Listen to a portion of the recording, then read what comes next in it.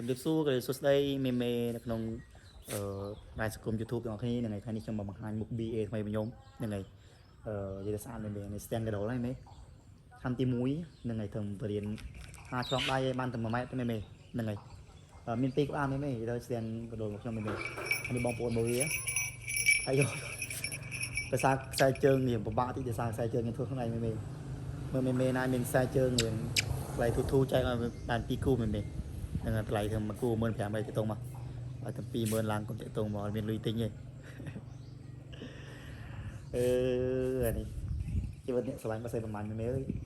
អត់ទេមេថ្ងៃកុំភ្លេចមេដែលចូលមកថ្មីក្នុង channel របស់ខ្ញុំកុំភ្លេចចុច subscribe channel ខ្ញុំនេះផងមេថ្ងៃកុំភ្លេច comment ផង